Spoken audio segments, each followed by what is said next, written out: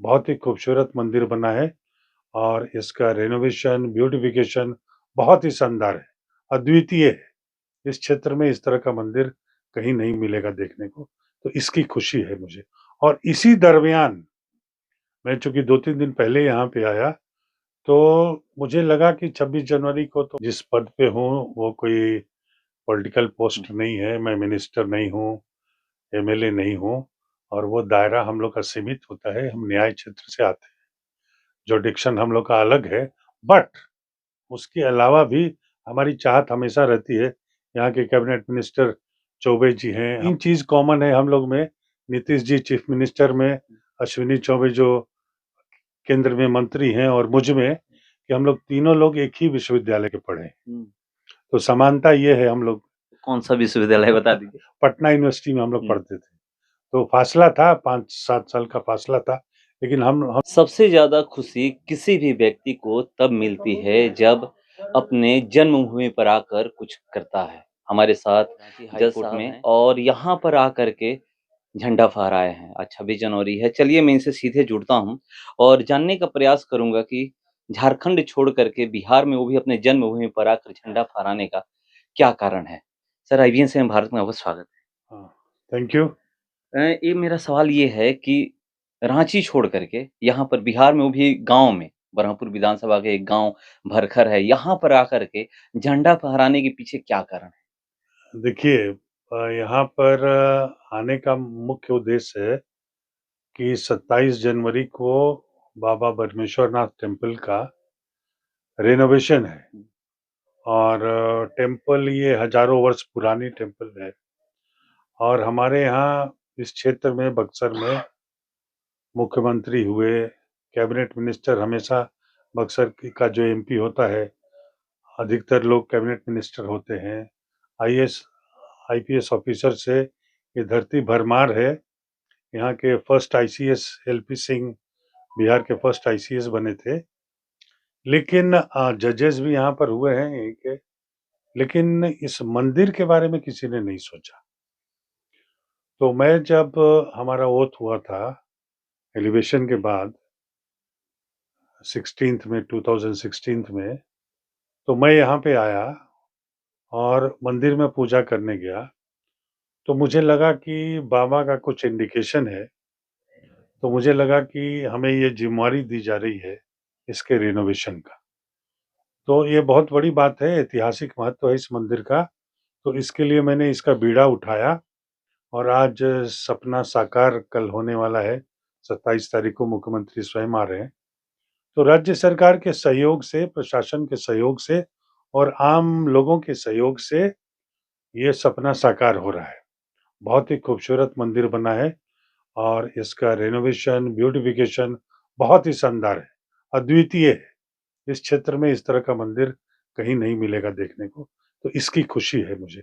और इसी दरमियान मैं चूँकि 2-3 दिन पहले यहाँ पे आया, तो मुझे लगा कि 26 जनवरी को तो मैं झारखंड में रहूँगा, वहाँ पे ध्वजारोहण होगा, लेकिन मैंने सोचा कि इस बार ध्वजारोहण मैं अपनी जन्मभूमि भरखर में करूँगा और इसी के लिए मैंने यहाँ पर चुना कि गाँव में एक मैसेज जाए कि हाई कोर्ट के जजेस केवल शहर में नहीं, केवल हाई कोर्ट में नहीं, अपनी जन्मभूमि के लिए भी उतना ही प्रेम रखते हैं, लगाव रखते हैं। तो मैं इस करके खिंचा हुआ चला आया और आज आप लोग देख रहे हैं कि हज़ारों की संख्या में लोग आए थे यहाँ पे।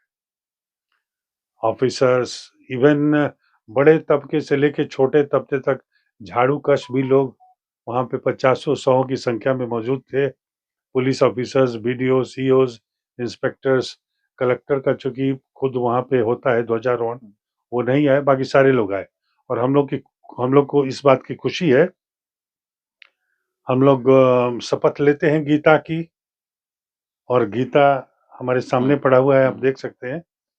और गीता को हमने रखा है, गीता हमारा आदर्श है और गीता से अनुशासन हम लोग सीखते हैं। तो एक अनुशासित सिपाही संविधान का रक्षक माना जाता है न्यायमूर्ति को। कितनी खुशी मिलती है गाँव पे आकर जब आप जैसे लोग कुछ करते हैं?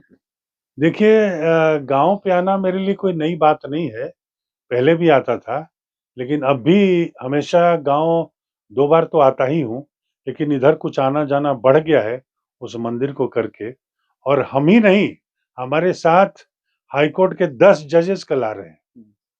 10 ऑनेबल जजेस from Jharkhand high court and Patna high court.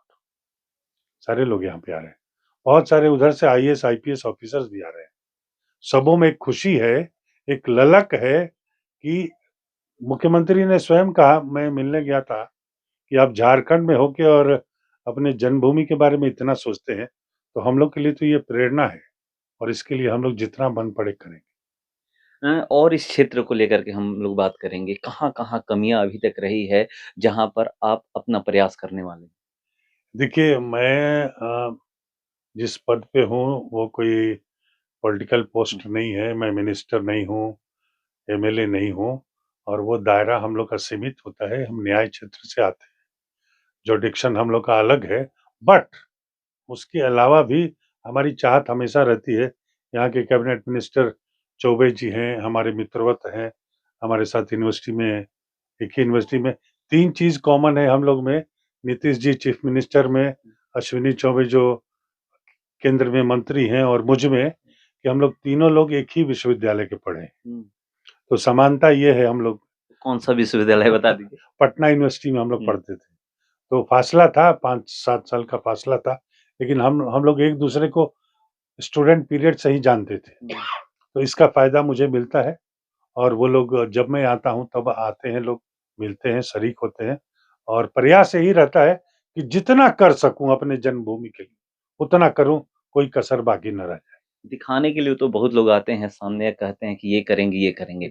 मगर आप पर्दे के पीछे हो करके जिस तरह से पहल कर रहे हैं अपनी जन्मभूमि और अपने क्षेत्र के लिए, ये बहुत ही बड़ा योगदान है यहाँ के। देखिए, मैं इतना ही कहूँगा कि दूसरे लोग क्या करते हैं इससे कोई मतलब नहीं। मैं क्या करता हूँ, इससे मतलब है। आप एक छोटी-सी बात है लेकिन मैं कुछ कहना चाहूँगा, आप चूँकि पूछ रहे हैं। यहाँ पे अधिकतर लोग यही देखते हैं कि यहाँ का मुख्यमंत्री क्या कर रहा है, प्रधानमंत्री क्या कर रहा है, ऐसे नहीं करना चाहिए, वैसे नहीं करना चाहिए। जिस दिन लोग ये सोचे कि हम क्या कर रहे हैं, हमारा क्या कंट्रीब्यूशन है देश के लिए, हमारा क्या कंट्रीब्यूशन है राज्य के लिए, समाज के लिए, जिस गाँव में रहते हैं उसके लिए, तो उस दिन हम ऊँचाई को छुएँगे। ये हर व्यक्ति की ज़िम्मेवारी होनी ये हर चाहिए। व्यक्ति की ज़िम्मेवारी है कि जहाँ पर वो रहते हैं, जिस समाज में रहते हैं, जिस शहर में रहते हैं, जिस कस्बा में रहते हैं, उसके बारे में सोचें कि उसका क्या योगदान है। देश ने हमको क्या दिया है ये मायने आपने देश को क्या दिया है, ये मायने रखता तो लोग निभा क्यों नहीं पाते हैं? है। देखिए, समाज में हर तरह के लोग रहते हैं। प्रेरणा स्रोत, प्रेरणादायक और लीडर एक ही होता है। महात्मा गांधी एक थे, दूसरा कोई महात्मा गांधी नहीं पैदा हुआ। जवाहरलाल नेहरू, जयप्रकाश नारायण, शास्त्री, सब लोग क्या थे? हम लोग के लिए वो एक आदर्श थे। तो उसको ध्यान में रखते हुए बाबा साहेब अम्बेडकर, सब लोग एक आदर्श थे। तो उस आदर्श को ध्यान में रखते हुए हमें आगे बढ़ना है। भगत सिंह हो, चंद्रशेखर आज़ाद हो, सब इसी समाज के लोग थे। तो उनको आदर्श मान के हम लोग को आगे बढ़ना है और केवल न्याय के क्षेत्र में ही नहीं, हमारा दायित्व होता है, रिस्पॉन्सिबिलिटी है कि हर क्षेत्र में हम लोग पब्लिक से अलग नहीं हैं, जुड़े हुए हैं। वो अलग बात है कि हमारा दायरा कुछ और है, लेकिन हम जुड़े हुए हैं और हमारा योगदान रोज़ नित्य प्रतिदिन हो रहा है। हमारे जजमेंट से, हमारे न्याय से, समाज के लिए ही कर रहे हैं, समाज से बाहर नहीं कर रहे हैं। एक आखिरी सवाल है सर कि उन लोगों को क्या कहिएगा बहुत सारे ऐसे जो युवा हैं महापुरुषों को भूलते जा रहे हैं, सिर्फ़ 26 जनवरी और 15 अगस्त को ही याद कर रहे हैं। देखिए, इसमें सबसे बड़ा दायित्व हम सभी का है। हम आजकल पाश्चात्य सभ्यता की ओर अग्रसर हो रहे हैं, अपनी संस्कृति और अपने सभ्यता को भूलते जा रहे हैं। तो हमारे पास धरोहर बहुत कुछ है, उस धरोहर को जीवित करने की ज़रूरत है, लाइवली करने की ज़रूरत है और हर लोग अपनी ज़िम्मेवारी समझें, यही मैं संदेश देना चाहता हूँ कि गीता को ध्यान में रखते हुए, गीता क्या है? गीता एक संविधान है, गीता एक अनुशासन है, गीता एक कर्तव्य है, गीता एक धर्म है, तो उसको मानते हुए हम जहाँ पर हैं, वहीं पर प्रयास करें। हमारे बच्चे कैसे कर रहे हैं, समाज में उनका क्या योगदान है, उसमें कैसे अच्छाइयाँ फैल सकती हैं। शुरुआत 0 लेवल से शुरू होती है। तो अगर हम सब ये प्रण लें कि हमें कुछ करना है, हुँ। तो सब चीज़ होगा, कोई चीज़ असंभव नहीं है, हर तो चीज़ संभव है। तो देखिए सर बता रहे हैं कि कैसे हर चीज़ संभव है। पहले हमें आस-पास देखना होगा कि हम कर क्या रहे हैं। ये हमें नहीं सोचना है कि देश हमें क्या दे रहा है। हमको सोचना है कि हम देश को क्या दे रहे हैं। इस पे अगर कोई काम करेगा तो देश हमारा आगे जाएगा और जो समाज है उसमें सुधार होगा। फिलहाल इस क्रम में इतना ही, बने रहिए हमारे साथ। नमस्कार।